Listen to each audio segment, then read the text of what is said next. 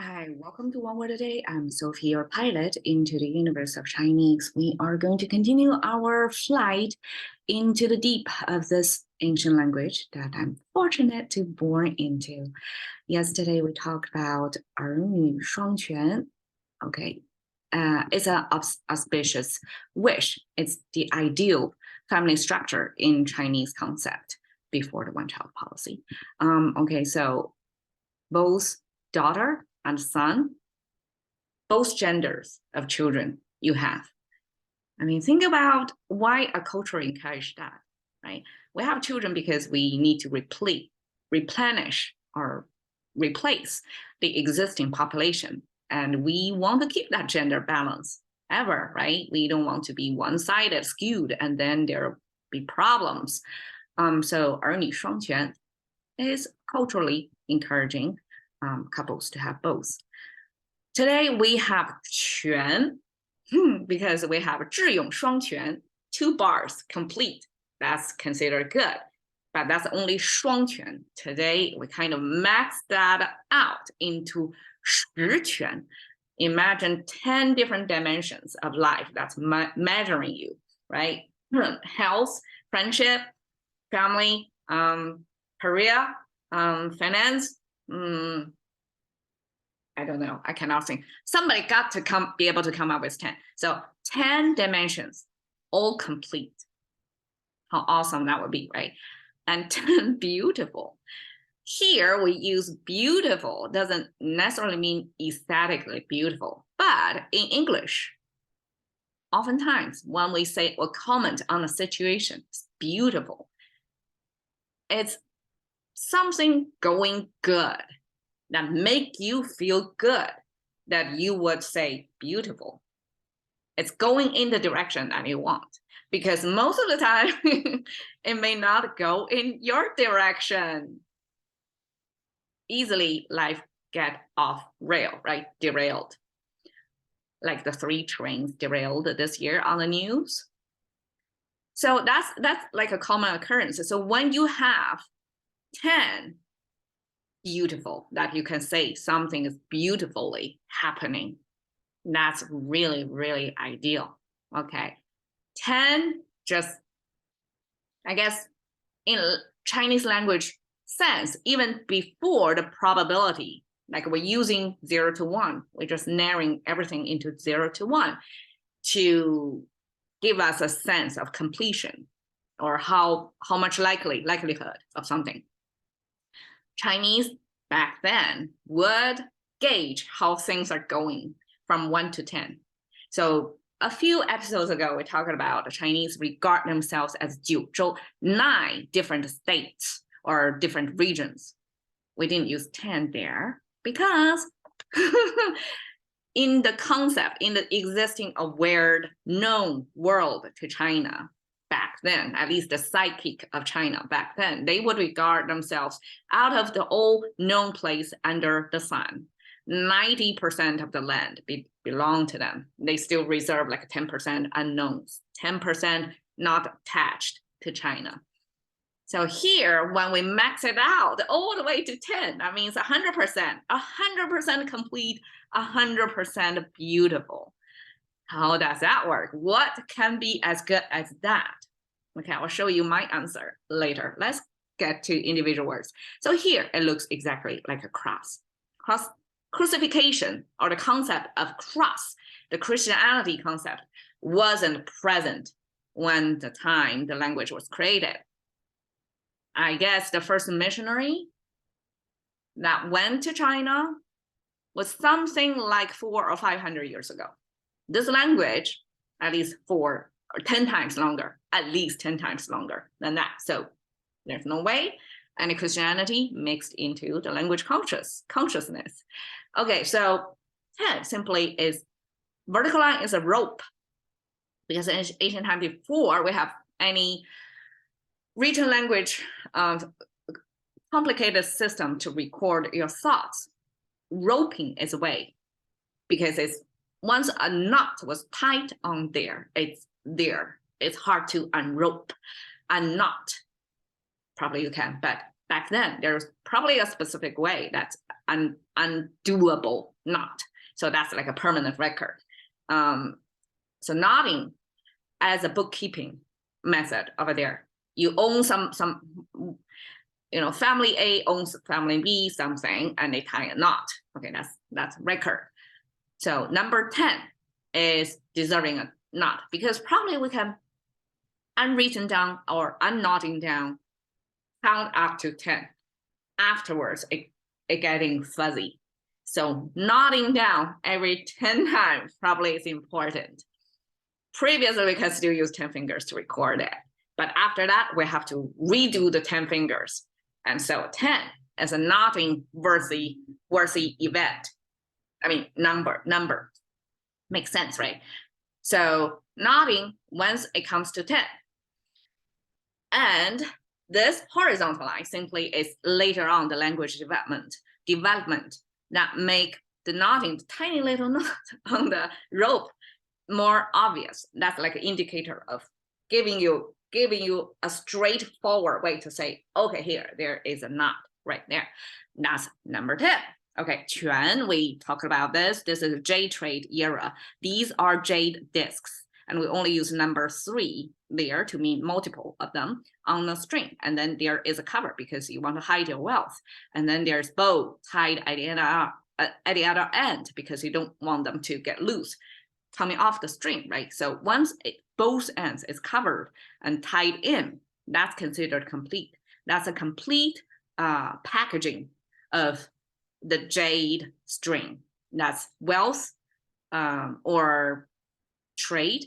Like in time of trade, that's hard currency back then. That's the cash back then, I guess. So that's completion. May, we have this shape. Okay, I guess I could use this. This shape to mean horns of the sheep.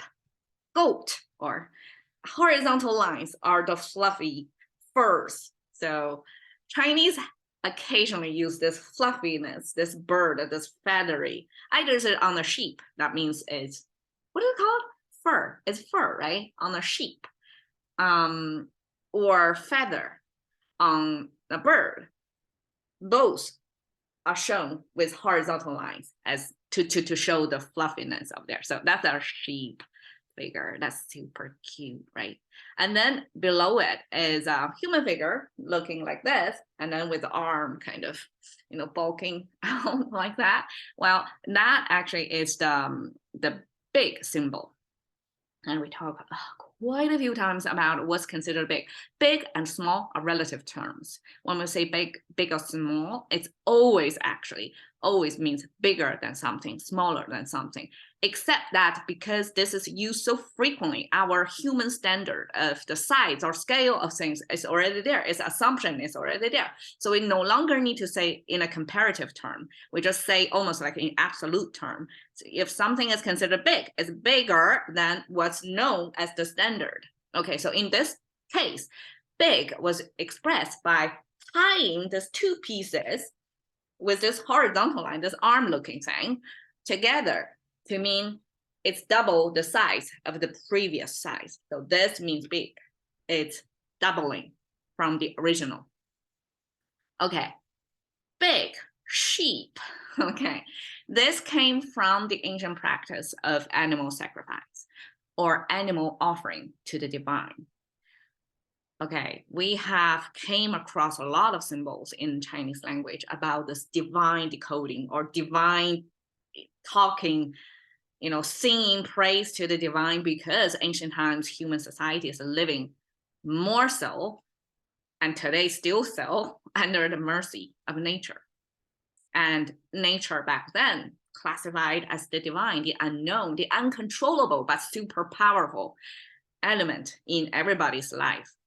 And so animal offerings, sheep was considered the best kind of meat, I guess, back then. If you have a sheep, that's a super good thing. I mean, sheep sacrifice in Christianity stories as well, right? So that's, I guess, universal. That's a known truth back then, that sheep as the best meat humans consume were used as offering to God. So when the sheep paired with the character big, that means big fat sheep. That's among the good of category. It's even better because it's bigger. It's the kind of well-raised, well-developed, strong, prime quality sheep that you're going to do the offering. And that in exchange, supposedly, you're going to get protected or covered or taken care of, provided by the divine of a good year of harvest. So this big sheep eventually turned into this aesthetic term. Like, if you see a big sheep, that's beautiful. That's something desirable because it is desired. This is the most desired meat, right? The best premium quality meat for human society. That's essential for survival. And this premium quality of meat, we only use the best kind to sacrifice, to offer to God or the divine. I don't want to piss off Christianity there. Okay, so I'm avoiding the word God, but it's a similar concept of there, the unknown, this all-powerful. So that eventually, that's the best of the best that turned into aesthetic terms. Simply means things going so great, going well. It's beautiful. So on 10 dimensions, like a max out everything, all the boxes checked. All the boxes are complete. All the boxes are going great in a positive direction. Okay, what I would get equivalent of an English 10-10 is like out of 10, it's 10 completeness and 10 beautiful going. Everything goes well. That kind of 十全十美 is like on top of the world, the best that could happen, or the best you can expect from life, that kind of feeling. So I'm just using what on my bucket list that I hope in my lifetime that I can achieve, which is to finish this beautifully, but at times challenging route in Morocco. And it's a mountain ride. It's called bike packing.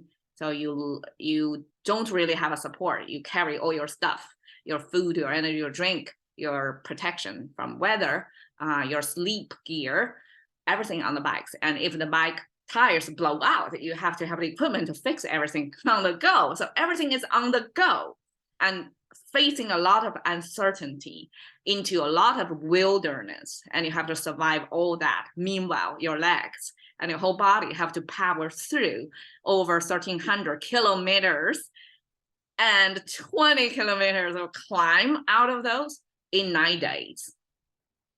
Okay, just let that sink in a little bit. So I would say, if in my lifetime I was able, if I were able to check off this Atlas mountain race from my bucket list, I would say at that point of my life, things are going 10-10, because I must be strong enough, confident enough, experienced enough, know myself and the road good enough, and everything in life going well enough that don't need to distract me, right? And I have to be ready enough to accomplish that. And because it's hard to measure, because humans are insatiable, right? How can you say things are going 10-10 for you? And I would use this race as a marker, as a label, as a tangible, visual checkable or measurable thing to comment my own life. If I can do that, that means I have a 10-10 life. I have no major regret or lacking, or everything is ready to be able to do that. Okay, that's 十全十美. Catching into the current thinking of thinking about one word a day with Sophie. See you another day.